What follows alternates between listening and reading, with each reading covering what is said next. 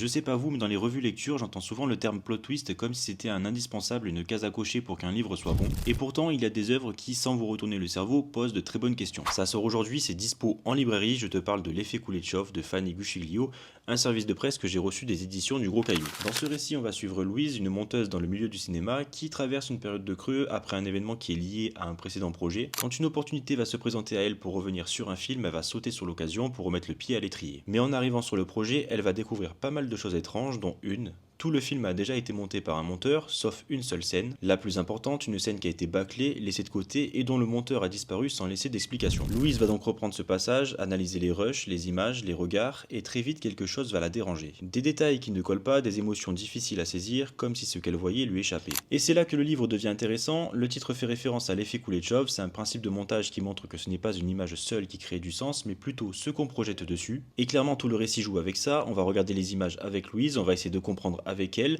mais on avance aussi avec ses doutes, ses interprétations et ses biais. Alors clairement c'est pas un livre qui va te tenir en haleine toutes les 10 pages avec du suspense à foison, le rythme est assez linéaire, il n'y a pas de gros moments de tension ni de twist ultra choquants, et clairement ça peut ne pas plaire à tout le monde, mais en réalité ce n'est pas ça qui porte le récit, ce qui m'a vraiment accroché c'est tout ce qu'il y a autour, le travail de monteuse, les nombreuses références au cinéma, et le regard très précis sur cet univers, mais pas que, il y a surtout des thèmes très forts abordés dans ce livre, la maternité, la dépression postpartum, la place de la femme dans le milieu du cinéma, et plus largement la manière dont certaines choses existent mais restent invisibles ou tuent. Et quand on arrive à la fin, il y a une révélation. C'est clairement pas la plus percutante que j'ai pu lire, mais la conclusion envoie un message très fort. Et bref, je ne vais pas trop en dire pour pas gâcher le plaisir de la découverte. En tout cas, c'est un livre qui se lit relativement vite, il y a 200 pages. Un livre qui ne t'incitera pas à tourner ses pages via sa tension grandissante, ses plot twists à foison, mais plus par ce qu'il raconte, par les sujets qu'il aborde, et par sa manière de te faire voir les choses autrement. Et c'est aussi un livre qui peut diviser parce qu'il ne donne pas forcément ce que certains attendent, mais c'est peut-être là qu'il est le plus intéressant. Et toi, quand tu regardes quelque chose ou que tu lis quelque chose, est-ce que tu comprends vraiment ce que tu vois? N'hésite pas à me dire en commentaire si c'est une lecture qui t'intéresse, si tu comptes le lire, et si c'est déjà fait, donne-moi ton avis, ça m'intéresse. Merci encore aux éditions du Gros Caillou pour la découverte. Et si le format t'a plu, n'hésite pas à t'abonner, il y aura d'autres vidéos de ce genre. En attendant, je te dis merci pour le temps accordé.